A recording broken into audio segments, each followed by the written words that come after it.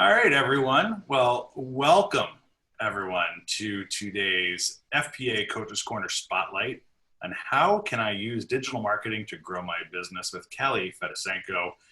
Kalli is awesome. I'm sure that some of you have seen Kalli speak at different points. I mean, she's an avid writer and she does all kinds of great work.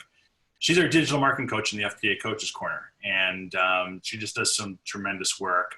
And so we're really delighted to have her join all of us today. Obviously, in today's day and age, things are a little bit funky um, in terms of how we can all kind of do the things we want to do for our businesses. So Kalli's here to shed some light, some wisdom with all of you. We have gone ahead and muted everybody's phone lines, but that doesn't mean that you're muted for good. So you can always take yourself off mute, but I am going to encourage everybody to turn on your chat box.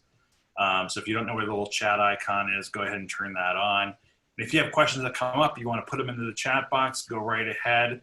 Very easy to do that. Of course, if you've got a question and it really can't wait, go ahead and take yourself off mute. I think Kalli's going to be great. She's going to make it really interactive as well at different points. So she may be asking you at different points to chime in on some things. So without further ado, I'm going to turn it over to Kalli. Awesome. Thanks, Ben. And hi to everybody who is joining us. As Ben mentioned, I'm the coach in the FPA's Coaches Corner, and I'm also the owner of Kalli Collective, where we help advisors with their marketing.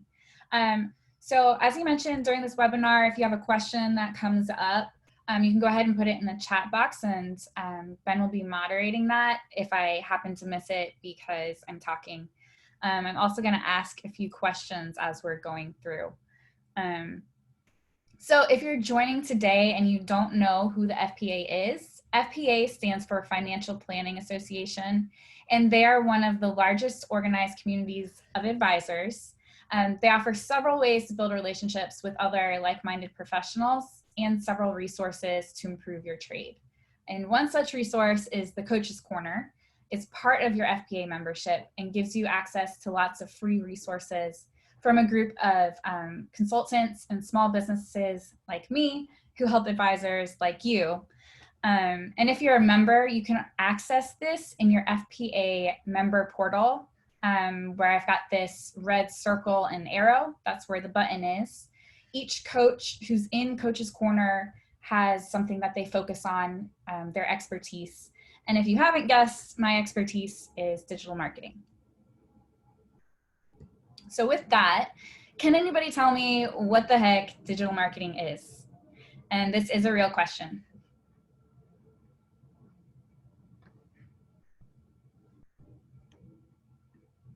Anybody? You can type your answer in the chat box. Okay, we've got someone marketing on social media. That's definitely part of it. Digital marketing is a little bit broader than just social media. It encompasses all marketing efforts that use an electronic device or the internet. Businesses use digital platforms such as search engines, social media, email, and other websites to connect with our current and prospective customers.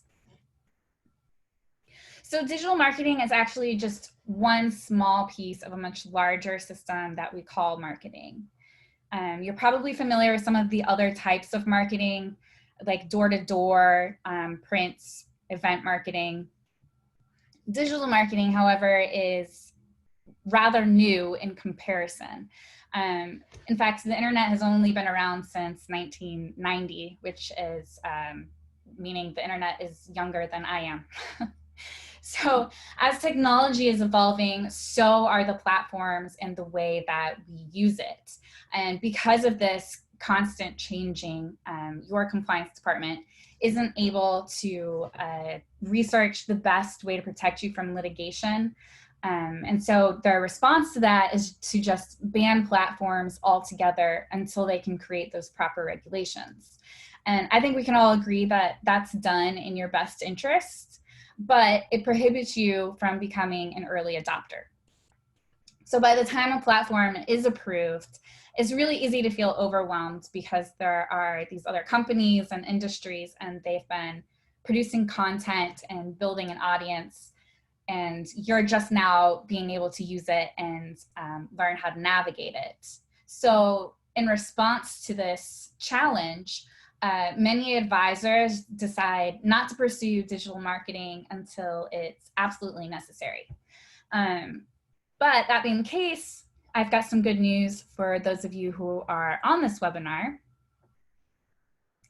And that's that many early adopters are successful with their marketing techniques. So I know that it doesn't sound like good news, since I literally just said you're incapable of being an early adopter. But the reason that early adopters end up being successful is not because they did it first. It's because they gained valuable experience on what works, and more importantly, on what doesn't work. So the good news is that as a late adopter, you get the benefit of learning from their mistakes instead of making your own. And another bonus is that by the time a platform is cleared for use by compliance, it's going to be much more user-friendly and easier to use. So technology saturates the lives of the affluent. They say that 96% of affluent Americans are constantly online. They're always tied to their phones or their laptops. In addition to that, right now it's more important than ever, because what are we all doing as we're stuck at home? We're going online, we're going on social media, we're browsing the internet. So now is the time that you have a captive audience. You just simply need to be producing content. And because you have this captive audience and there's so many more people online right now, it's less expensive. So let's say that you advertised in February with $30, and then you advertised in April with $30. You're gonna reach twice as many people in April as you did in February. I would even bet that there's probably twice as many people in this webinar right now, thanks to the COVID crisis. So you're gonna get more bang for your buck, is what I'm saying, if you're online right now.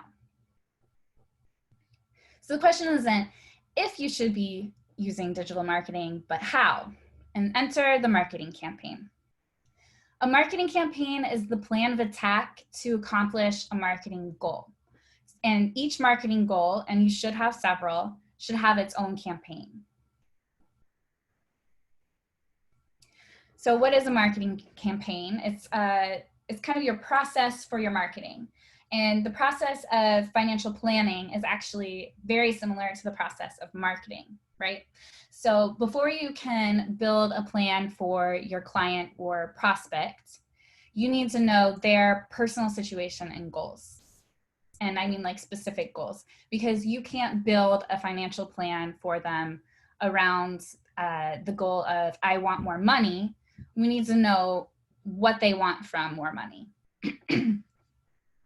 Do they want to save for their kids' education? Do they want to retire in 10 years or 2 years? Are they saving for a new house? You know, it's not bad to have that broad goal of I want more money, but your job as their financial advisor is to break that down so you can build a strong strategy for them. And marketing is the same. You need to have those specific goals. So right now, your goal might be, I want to grow my business, or I want more assets under management. And that's fine, because it's my job right now to help you break that down another level or two. And so this is where it's about to get interactive. So what I want you to do is I want you to pick one of your prospect groups and take a minute to think about a specific action that you want them to take. So my example for this is I'm an advisor, and I want pharmacists who have just started their career to set up an initial meeting with me. My prospect group is new pharmacists, and the action is an initial meeting with me. So I'm going to give you 60 seconds to come up with this. Type it in the chat box, but don't click enter, because we're going to add to it in the next part of this. And I do have a countdown.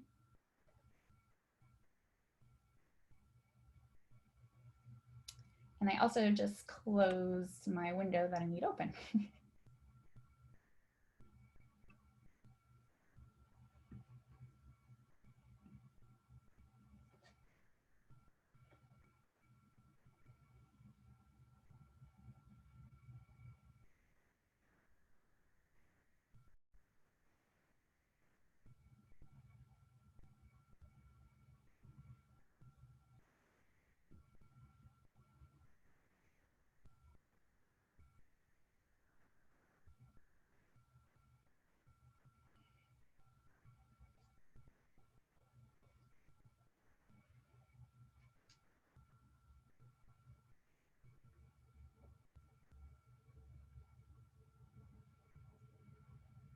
All right.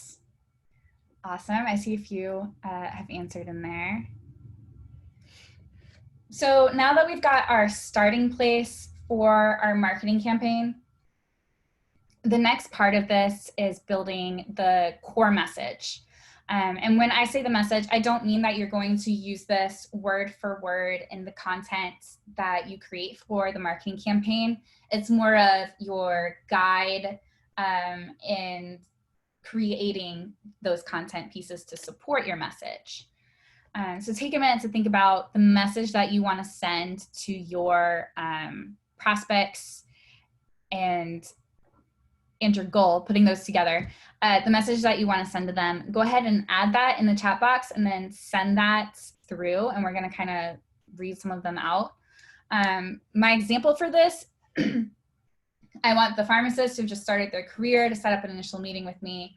And the message that I want to send to them during this campaign is that I am knowledgeable about the challenges a new pharmacist face, and I have the expertise to guide your financial decision. And setting up a meeting with me is easy, and it's important for your financial well-being. So again, I'm going to give you another minute. It might not take that long. And then as you come up with it, just go ahead and press enter, send it through the chat, and we can kind of go through a few of those.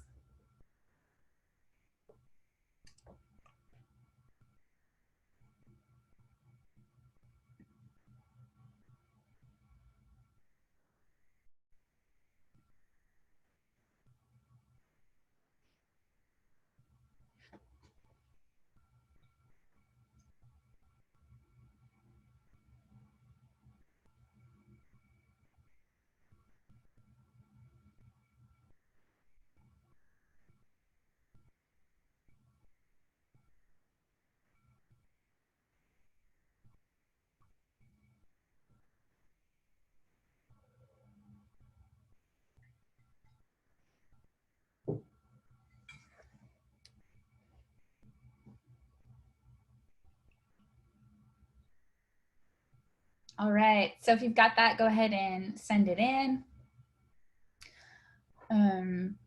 Dawn, I want spiritually centered women to join my webinar and have half of them sign up to do a financial plan. The message is, I have been where you have been and can remove your blocks around money, provide you with proven real-world strategies to grow your money, and show you how I went from poverty to 6 figures in 1 year. I love that. That's very defined and detailed. Yeah, that's awesome. Diane, I appreciate the struggles that women go through when their lives are changing. I can help them face the financial challenges and address their goals. Now they're coming in too quick for me to read. Julia, I want accountants of all professional levels to join my webinar.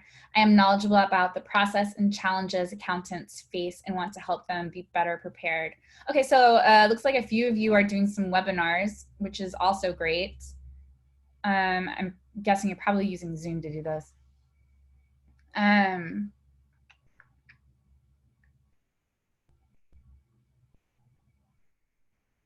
like that someone's using Calendly. These are great.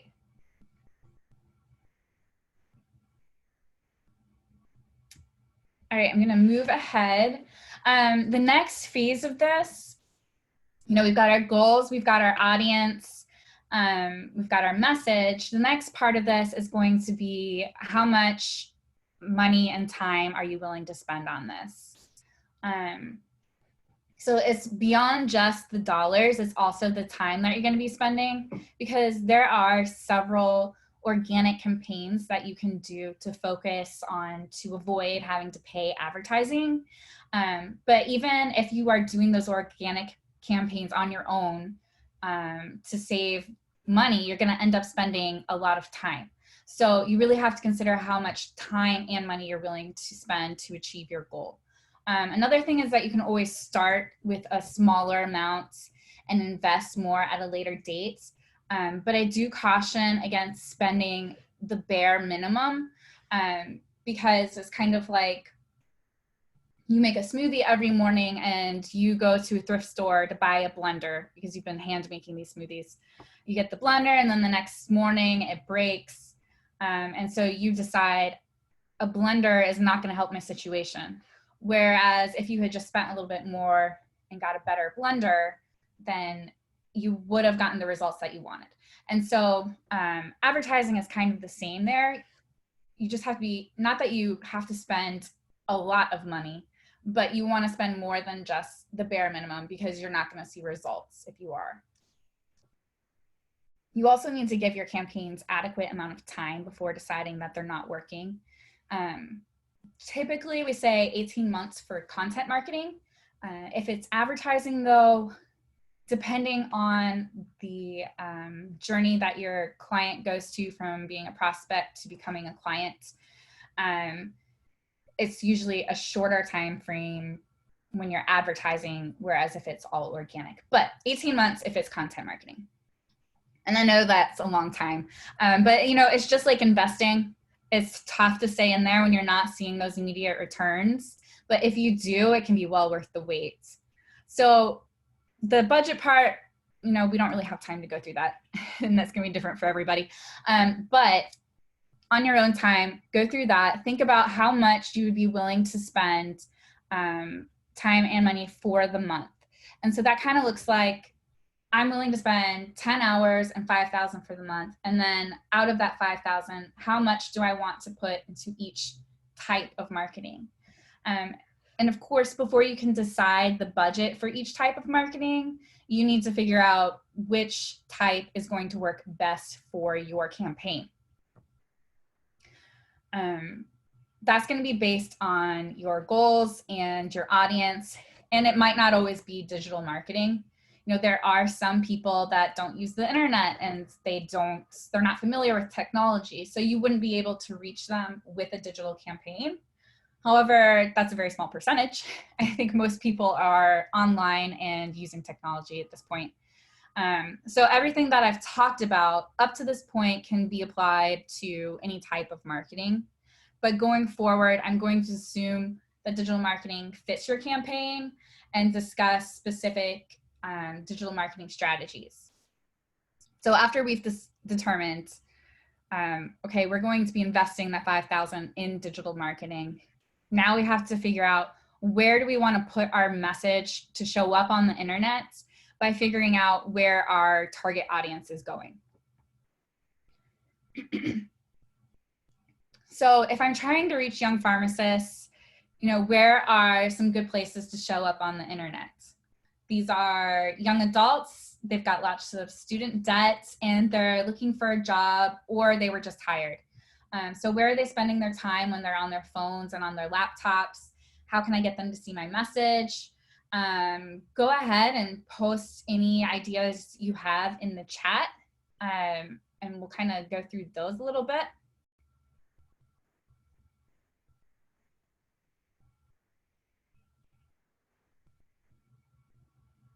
Also, Sharon, I love your answer there.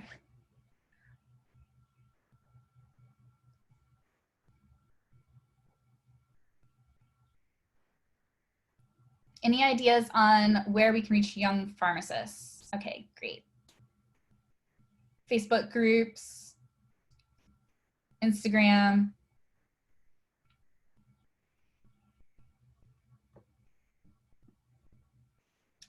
Looks like you guys were kind of along the same line of thinking as I was. These are a few that I came up with before the webinar. Facebook and Instagram, because I'm assuming that's where they're staying in touch with their friends and family. They also are probably on a dating site, but I feel like advertising on a dating site might not fit what I'm trying to get them to do. Unless your branding is, kind of likes to go that route, fun and sarcastic, then it could work. Also LinkedIn, because they're looking for jobs, emails, they're going to be checking it more often. YouTube is one of the biggest search engines now. TikTok was the most downloaded app of 2019. Google, of course, we all use that to search things. And I also thought music streaming, because what are they doing as they're filling prescriptions or studying? So I want to point out a few things here. With some of these platforms that I mentioned, compliance is not going to allow you to have an account, but you can still advertise on them. So a lot of people tend to overlook advertising, as I was talking about before, because it's money out of your pocket immediately. But advertising guarantees exposure that organic just cannot do. So even though you're spending money, you know that you're going to have results in at least of your views. Whereas if you're doing it like SEO, you can just optimize your website to be found at the top, but it's kind of like a crapshoot. You don't know if it's going to work. Whereas you can pay per click to be posted at the top. And when I'm paying that, I know that I'm going to be at the top of a Google search. Lost my place.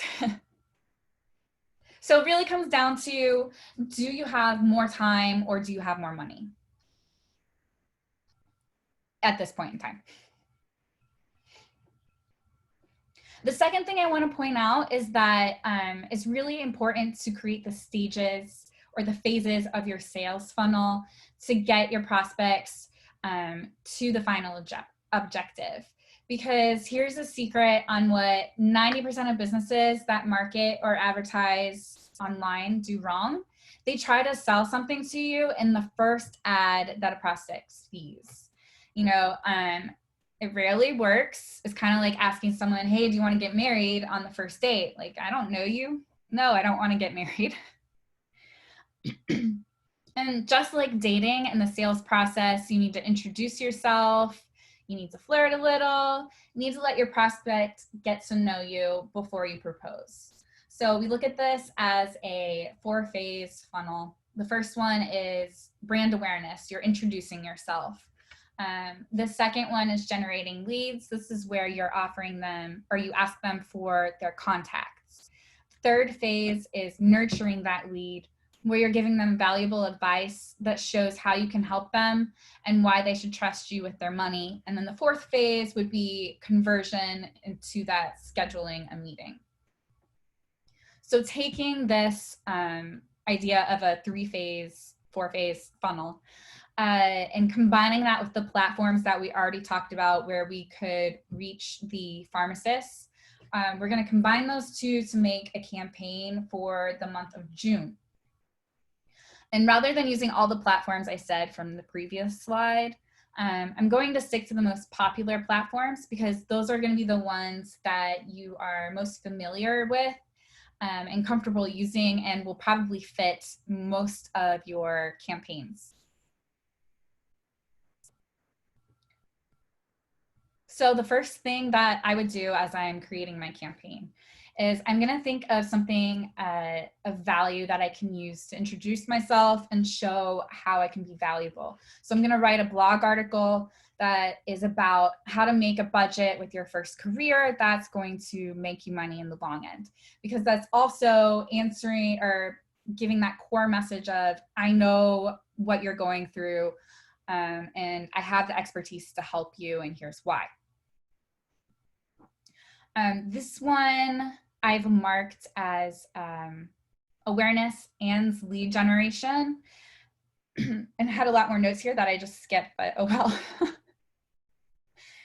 And so the reason that I have both of those there is that I intend on having an area for readers to subscribe for future information, and an option to have an advisor contact them. While I don't expect many prospects who are just meeting me to request to be contacted, I still want to give that as an option. The next part of this is that I'm going to send my blog article out to the pharmacists that I already have a connection with, the leads that I already have.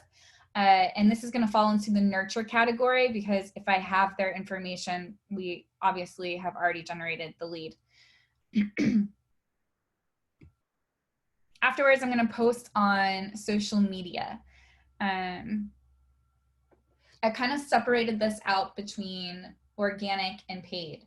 So I've got the organic happening first on June 3rd and June 4th. I'm posting on my Facebook company page, and then I'm going to boost it. But even more than boosting in Facebook, you can do an ad campaign. And by doing an ad campaign rather than just boosting a post, you can have multiple ads with the same message. So read this helpful article. Maybe I want to use different verbiage in a second ad, but it's still directed to have them read this article. And with that, you can kind of do split A/B testing. And then whichever ad is doing better is going to be the one that's shown more than the other one. Same thing with LinkedIn. I've split this one up actually into 3. I'm posting on my company page, assuming that you have multiple employees. You can then click on alert employees that I've posted. That way they can share it on their own LinkedIn page. And then I'm also going to, they have the same feature that Facebook does of boosting a post. I'm going to boost the post that I have already posted. So I'm going to advertise these for about 2 weeks. And when I think that I've gotten as many website visitors as possible, then I'm going to create 2 different ads that retarget to those same website visitors. And my new ads are going to run simultaneously, inviting visitors for their emails in exchange for something and asking them if they'd like to be contacted by an advisor.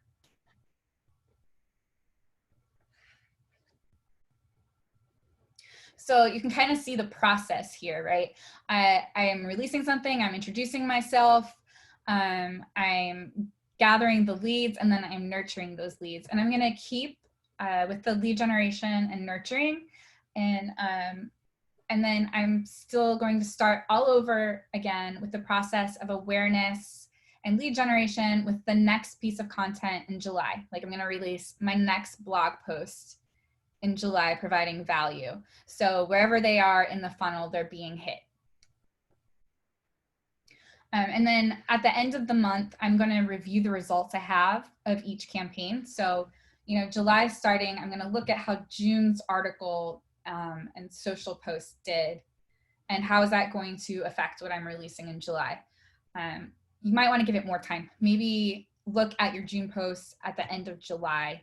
So you give it, you know, a full month to get the views, and then use that to update your August. So one piece that I've left out in this example is your budget. Running this many ads for this long of a time period is going to cost quite a bit. In this example that I'm giving, I would estimate that it'd be $500 to $1,000 for each platform, and that's on the low end.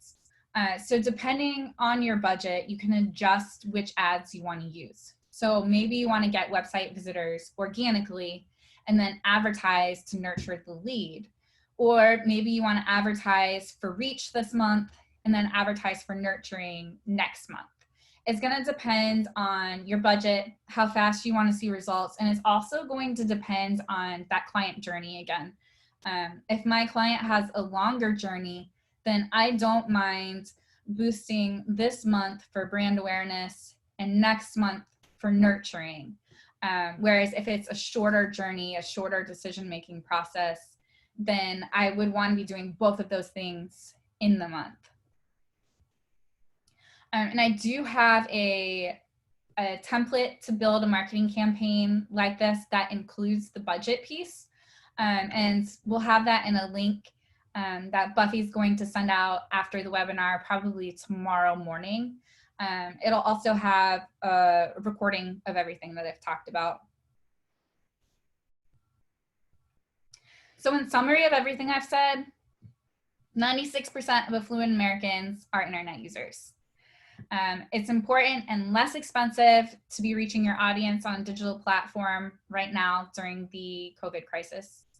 A marketing campaign consists of goals and audience, your message, your budget, and then the type of marketing. And then you want to incorporate each component of the sales funnel, which should be in the marketing campaign, and it's the 4: brand awareness, lead generation, nurturing, and converting.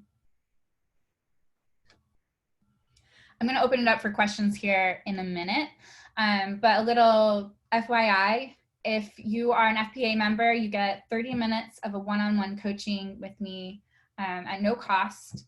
And if you are not an FPA member, you can still access a lot of these same resources on my website. So if you have questions about your specific marketing, you can follow up with me afterwards. But if you have questions about the stuff that I just covered, let's open it up and I can answer you on video. So you can unmute yourselves somewhere in the toolbar.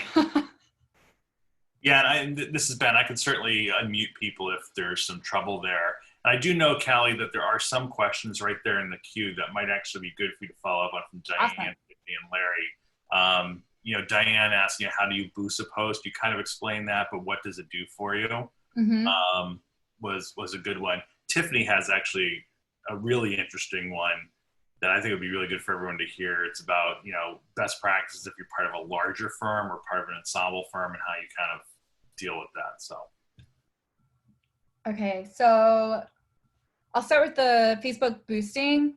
I don't know if I can.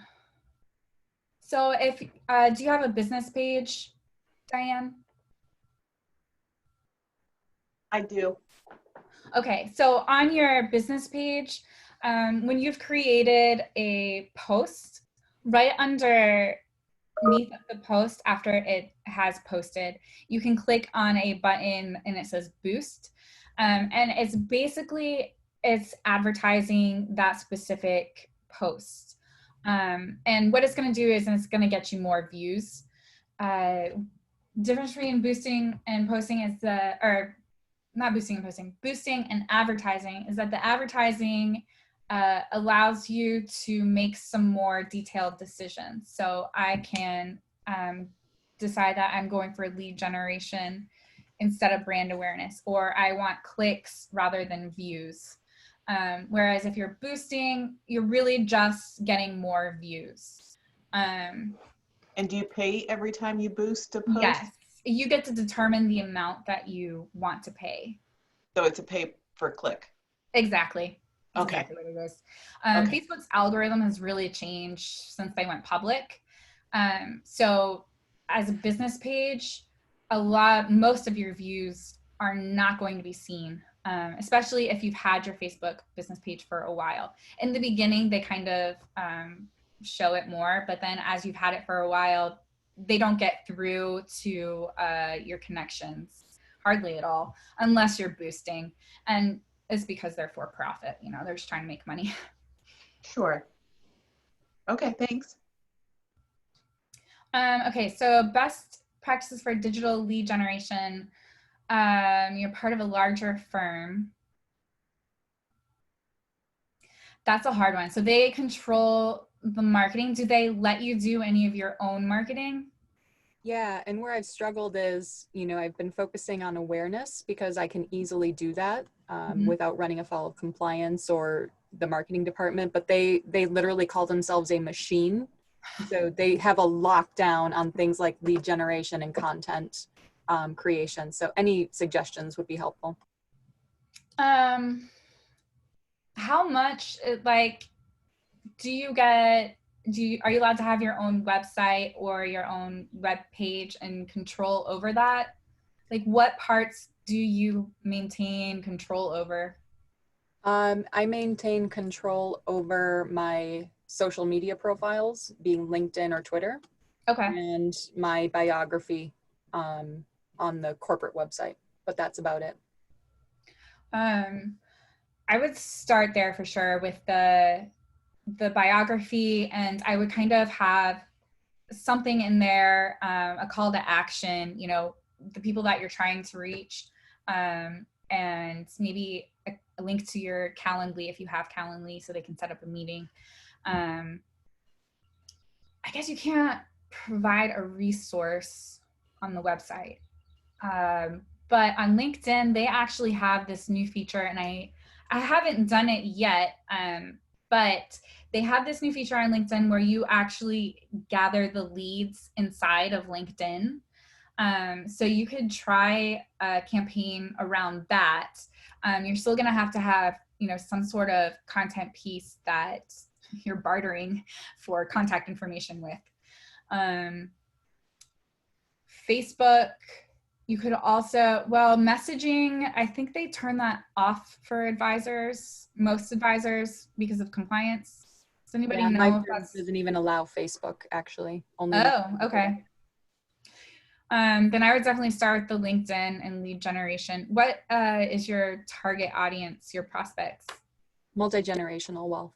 So usually business owners who then want to make sure the next generation is prepared. Okay, that's actually a great place for LinkedIn then. I feel like it's typically people who own businesses and are trying to grow their business are on LinkedIn. So I think that would be a great place to have your marketing campaign. Great. Thank you, Kalli. Yeah. Okay. Boosting a post on LinkedIn, it's you can only do that if you have a company page. So if you just have Larry as your profile, you won't be able to boost it. You have to have whatever firm you work at, your firm's page, and then you can boost posts or pay to advertise them. And it's just like Facebook. It's after you've posted, there is an option underneath the post that says boost this post.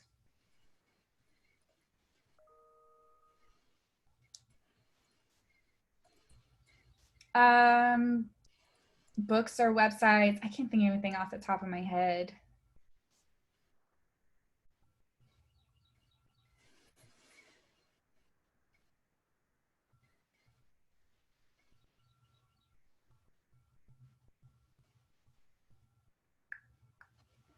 The gathering leads inside of LinkedIn, it's in the advertising section of LinkedIn. So after you click on, I want to create an ad, it's going to pop up, okay, what kind of ad do you want? What's the objective you're going for? And if you click on lead generation, then it's going to have like, do you want to get leads inside of LinkedIn? And they'll have some other options too, but that one specifically, it's in the advertising section of LinkedIn, which I think you find if you click on your name inside of LinkedIn.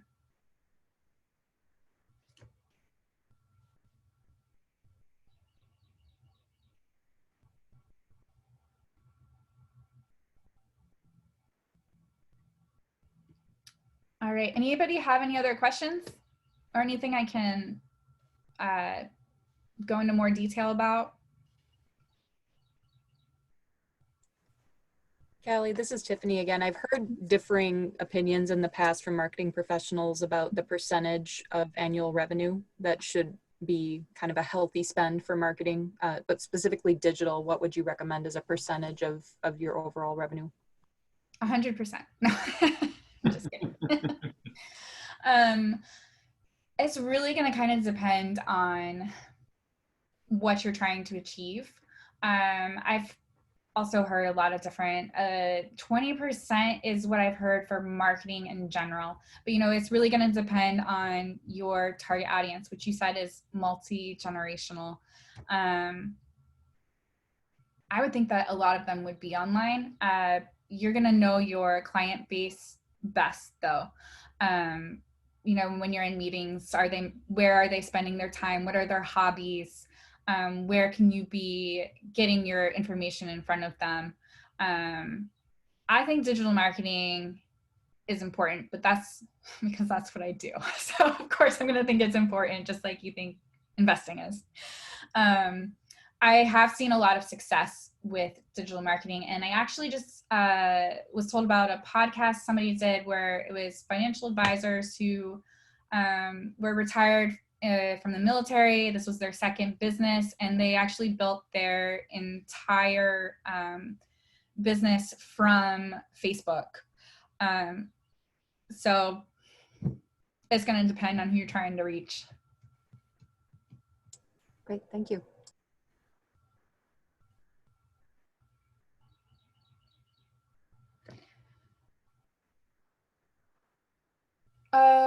Do we know how social media stacks up against professional industry profiles?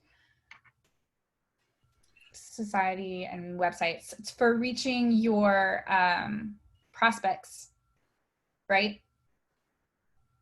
Sandra? Yes, yeah. I haven't seen any surveys done. I know personally that if I'm looking for an advisor, I wouldn't even know a professional industry website to go to, especially if I was starting out. So I would think that social media would be a better place to be showing up for more views. But I haven't seen any surveys that I can say definitely this is how it is. Okay. And I do think it changes quickly by age range. Sure. But Oh yeah, definitely. thanks.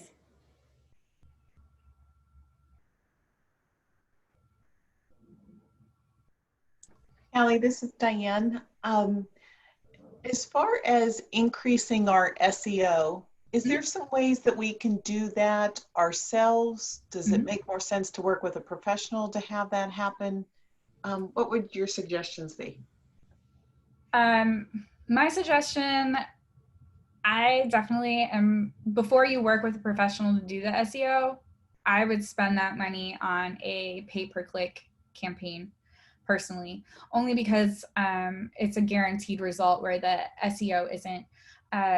Google's algorithms are constantly changing. I mean, there are other search engines besides Google, but Google is the one that most of us pay attention to.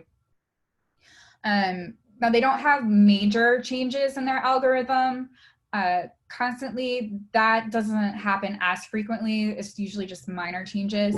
And there are definitely things that you can do on your own, like metadata, making sure you're using words as you're writing that are words that people would be using in search terms.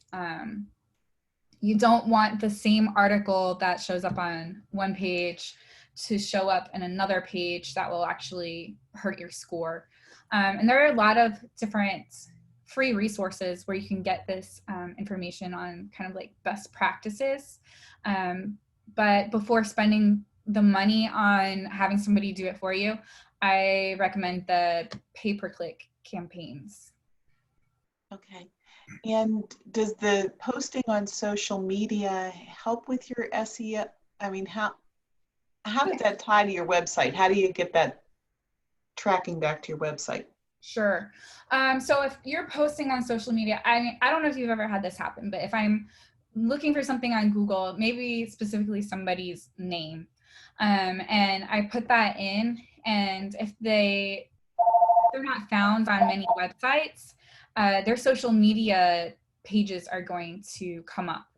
And so if you're posting on social media, that's just one more place that you're going to be showing up. And while the link to your website may not be in your social media post, if somebody goes to your profile, they can click on your website link there.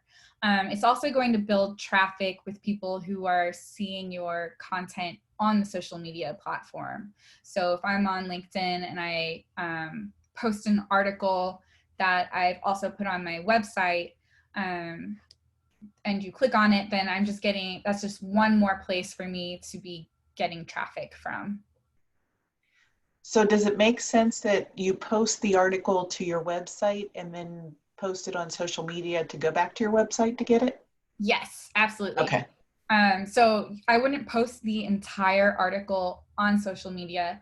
I would kind of do like a teaser, you know, putting something out there that makes you want to click on it, or is asking a question and the answers in it.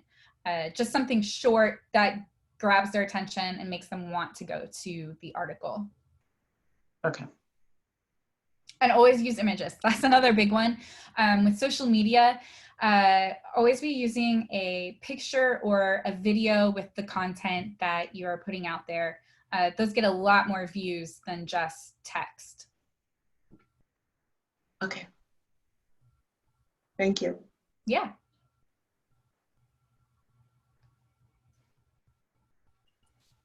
I'll throw out a little quick question for you, Kalli. Mm-hmm. Uh-oh. Where's the bigger value going to come from? Is it going to be from promoting the brand or promoting the content?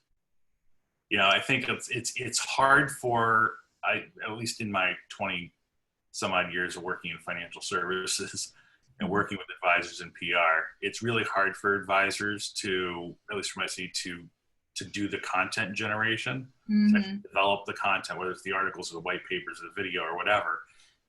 So is there going to be more value to paying this money towards amplifying posts that actually push the brand of the advisor or and the company, or do they really need to take the time to create the content that is the gateway to pushing the brand? You know what I'm saying? Right. I don't know if it's one or the other. I would definitely, so like the marketing campaign example I had, I started with content because, like you're saying, I need to have something that I'm sending my viewers to, that's showing my value. So I would definitely recommend at least coming up with some main content pieces, even if you're using that same marketing piece again when you're boosting for brand awareness. Okay.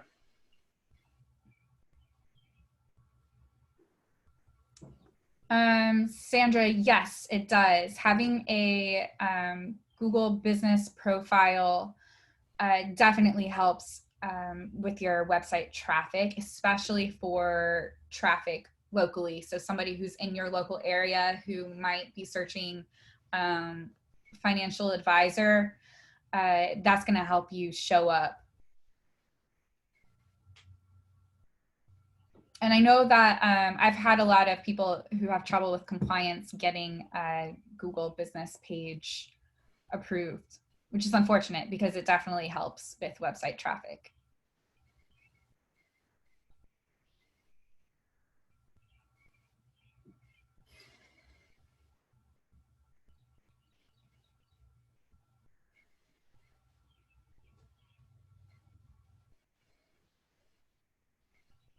Any other questions?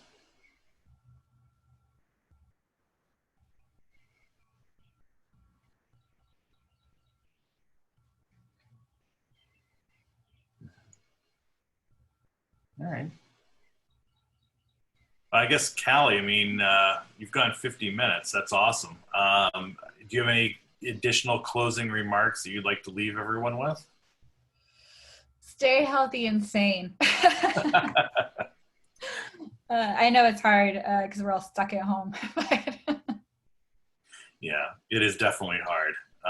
It's funny, while I was off camera, I had one of my kids running behind me to the printer next to my desk. So, well, I just want to say thank you, Kalli, for taking the time today. This was a really great presentation, really great information.